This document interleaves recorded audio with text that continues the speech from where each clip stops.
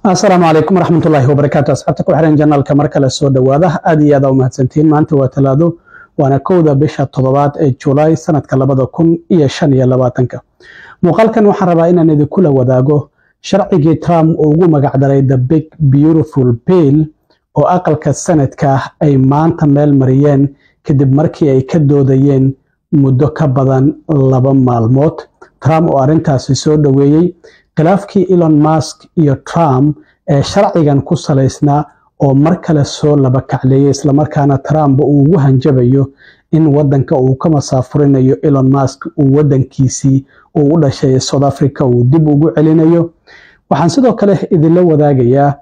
xarunta weyn ee lagu hayn doono dadka soo galootiga sharci la'aanta ah ee loo diyaarinayo in la masaafuriyo oo madaxweyne Trump uu maanta ka soo furay gobolka Florida. xaruntaasi maxaa loogu magac daray Alligator Alcatraz oo ah meesha ay ku hareereysan yihiin yaxaasyada iyo waliba masaska nooca waaweyn ee pythoniska loo yaqaano. ilaa imise qof ayaa lagu hayn karaa. Trump waxa ku wehliyay booqashadiisa wasiirka amniga gudaha iyo waliba gudoomiyaha gobolkaasi muxuu Trump goobtaasi uu ka sheegayna sidoo kale waan idinla wadaagaya balse marka hore sharcigii madaxweyne Donald Trump uu ugu magac daray the big beautiful bill uu soo diyaariyay isla markaana Congress-ku uu gudbiyay muran xoog lehna uu ka taagnaa ayaa aqalka sanadka ay maanta meel mariyeen.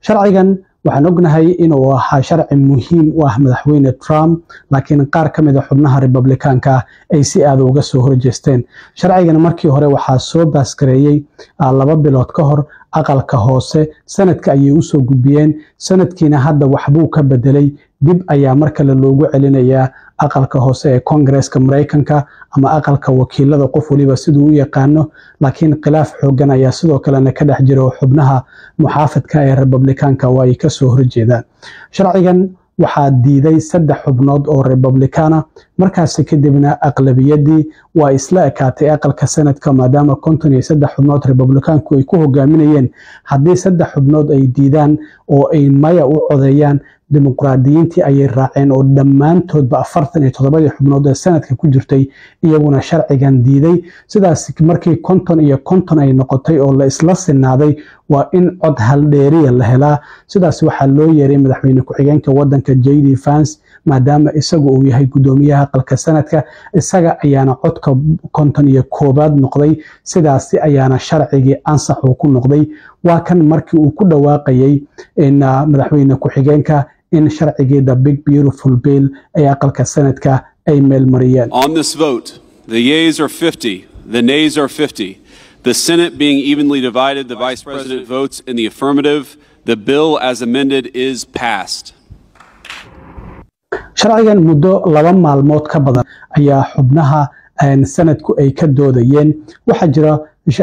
codayn la yiraahdo Foodorama oo intii ay rabto ay socon karto isla markaana xubnaha dimuqraadiyiinta iyo waliba Republicaanku isbedelo sharcigan lagu sameeyo ay soo jeedinayaan. dimuqraadiyiintu dhamaantoodba way ka soo horjeesteen. 3 xubnood ee diiday sharcigan ee Republicaanka waxay kala yihiin Rand Paul oo laga soo doorto Kentucky, Tom Tillis oo laga soo doorto South Carolina iyo Susan Collins oo laga soo doorto gobolka Maine. 3daas xubnood dhamaanba way ka soo horjeesteen. Tom Tillis axadii la soo dhaafay markii sharcigan uu ka soo horjeestay gaar ahaan uu yiri qaybta caafimaadka ee Medicaid-ka lacagaha la jaraya ayaan ka soo horjeedaa. isla markiiba Trump waxa uu yiri doorashooyinka xilliga dhexe ee soo socda oo doorasho uu galayo waa in laga codeeya. wuxuu yiri qofka la tartami doona ayaan ka codeyn doona. isla markiiba Tom Tillis qoraal ayuu soo saaray wuxuu yiri isma sharaxayo Trump qofkii ka soo horjeesta fikirkiisa waxa uu leeyahay waan ka soo horjeesanaya isagana waan ka codeynaya. marka Tom Tillis waxa uu yiri doorashada soo socota ee November sanadka soo socda dhacaysa 2026 ee midtermska maba tartami doono. sidaasi ayuu nooga soo horjeestay. sharciga hadda sanadku ay meel mariyeen waa 885 bog. markii hore 940 bog ayuu ahaa. isbedelo fara badan ayaa lagu sameeyay. sidaas darteed ayaana waxa muuqata hadda sharcigii Trump oo the big beautiful bill in la ansixiyay. Trumpna waa uu soo dhaweeyay arrintaas isagoo Florida ku sugan ayaa loo sheegay. sharcigan waxyaabaha ku jira waxa kamid ah in Trump uu kordhinayo canshuur dhaafkii sanadkii 2017 uu sameeyay markii uu madaxweynaha ahaa. sidoo kalena in la jaro Medicaid-ka iyo waliba Medicare in laga jarayo lacaga aad u fara badan. Medicare waxa laga jarayaa 500 oo bilyan halka Medicaidna 700 oo bilyan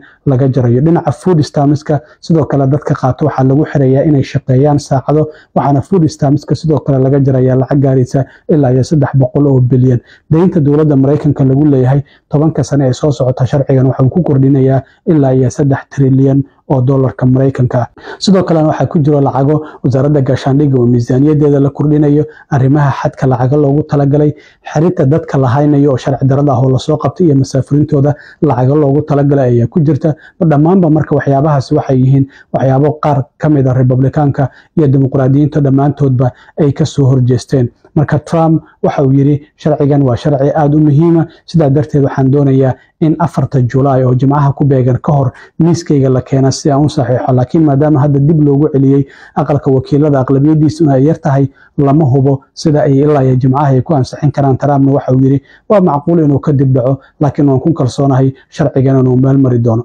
Trump sidoo kale hadda xubnaha Dimuqraadiyiinta waxay soo diyaariyeen sharci kale oo xilka qaadis looga sameeyo oo la doonayo in xilka looga qaado madaxtinimo waxaana sharcigaasi la yiraahdo HR 537 marka waxay doonayaan in Dimuqraadiyiintu ay impeach gareeyaan ama xilka qaadis ay ku sameeyaan laakiin ma suura galayso maadaama aqlabiyadda labada aqal iyagu hadda aysan haysan sidoo kale sharcigan waxa uu mar kale soo cusboonaysiiyay khilaafka u dhaxeeya Elon Musk iyo Trump sidoo kale Elon Musk sharcigan waa kii hore uga soo horjeestay haddana bartiisa X ayuu ku soo qoray dhowr qoraal oo sharcigan uga soo horjeedo oo leeyahay sharcigan waxa uu lacag fara badan oo 5 trilyan ka badan oo ku kordhinaya wadanka Mareykanka deynta lagu leeyahay waxaana uu ku tilmaamay in wadanka Mareykanka oo faqiirtinimo ka dhigayo waxa uu sidoo kale ka dhawaajiyay mar kale inuu doonayo in xisbi siyaasadeed oo cusub Mareykanka laga sameeyo marka waxa uu yiri sharcigan hadii la meel mariyo hadda aqalka sanadku ay meel mariyeen maalinta ku xigta waxaan dhisayaa ayuu yiri xisbi siyaasadeed oo sheegay inuusan Dimuqraadi iyo Republicaanka midkoodna uusan ahayn waxa uu sidoo kale sheegay uu hanjabay xubnaha u codeeya sharcigan uu yiri waxaan taageeri doonaa xubno ka soo horjeeda doorashooyinka xilliga dhexe ee November sanadka 2026 ka dhacaya marka waxa uu yiri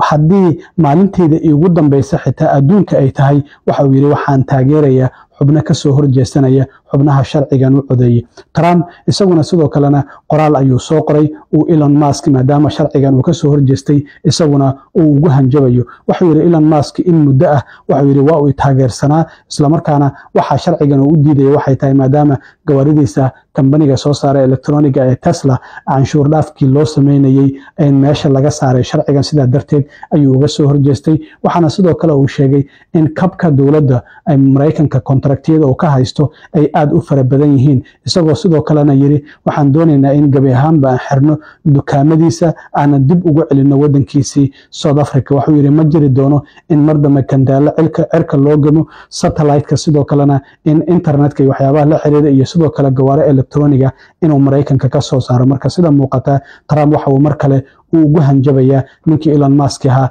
inuuba wadanka uu ka masaafurin doono arintaasi oo hadda khilaafka Trump iyo Elon Musk u dhaxeeya inuu mar kale soo cusboonaanayo ay meesha ka muuqato arimahaasi hadda halkaasi aan ka gudbo in dhinaca sharcigaasi oo hadda sida uu ku meel marayo aqalka la sugi doono wakiilada Trump sidoo kale maanta waxa uu furay goob loogu talagalay dadka loo diyaarinayo wadanka in laga masaafuriyo sharci darrada ku soo galay in uu ka soo furay magaalada la yiraahdo Okeechobee oo ku taala Florida oo 37 mayl u jirta magaalada Miami xaruntan oo muddo 7 maalmood lagu dhisay gobolka Florida oo dhisay laakiin Trump uu lacagta u celin doono waxa la leeyahay waxa ku baxday sanadkii waxa ku baxaysa 450 milyan waxaana sidoo kalena ay markiiba lagu hayn karaa ilaa iyo 3,000 oo qof waxaana loogu magac daray Alligator Alcatraz waxaana ku hareeraysan biyo ay ku jiraan iyo xaasi iyo masaska waaweyn ee Python ka yiraahdo marka waxa leeyahay qofkii isku dayay inuu ka baxsado yaxaas ama masaskaasi ayaa afka u dhigan doono waxa ay ka kooban tahay teendooyin iyo tareeralo ma jirto wax dhagaxaana laga sameeyay 7 maalmood gudahood ayaana lagu sameeyay waxa Trump ku heliyay gudoomiyaha gobolka Ron DeSantis iyo sidoo kalena wasiirka amniga gudaha Kristi Noem halkaasi ayaa la geyn doonaa dadka marka la soo qabto oo loo diyaarinayo in la masaafuriyo gaar ahaan kuwa uu garsoore ku amray in wadanka laga masaafuriyo sariirahooda ayaa halkaasi u yaalay joodariyaashooda waxaana Trump uu indhihiisa ku soo arkay goobtaasi 7 maalmood lagu dhisay. Wasiirka amniga gudaha Kristi Noem ayaa waxay tiri uma baahnid inaad halkan timaado, waa inaad adigu isku masaafurisaa wadanka Mareykankana dib waa ugu soo laaban kartaa, laakiin haddii goobtan lagu keeno oo lagu masaafuriyo fursad uma helaysid inaad wadanka mar kale dib ugu soo laabato. Marka waxaa xitaa la weydiiyay gudoomiyaha gobolka Ron DeSantis, qofka haddii goobtan la keeno uu go'aansado in si mutadawacnimo wadanka uga baxo ilaa intee qaadan kartaa in qofkaasi wadanka laga masaafuriyo. Wasiirka amniga gudaha ayaa soo booday, waxay tiri muddo saacadaha ayay qaadan kartaa inaan tikid diyaarad u jarno qofkaasina wadankii ugu socday aan u masaafurino. Waxaa goobtaasi laga furay goob airport hore ahaan jirtay oo tababarada lagu sameyn jiray, waxaana la geyn doonaa dadka loo diyaarinayo in la masaafuriyo. Trump waxa uu yiri waxaan u baahanahay goobtan oo kale in guud ahaan wadanka laga furo. marka halkaasi ayaa la geyn doonaa dadka marka loo diyaarinayo in la masaafuriyo. Trump ayaa soo kormeeray oo maanta indhihiisa ku soo arkay. aad iyo aad u mahadsantiin asxaabta, intaan mar kale kulmi doono waa saaxiibkiina Cilmi Waaro idin la sida iyo nabadgelyo.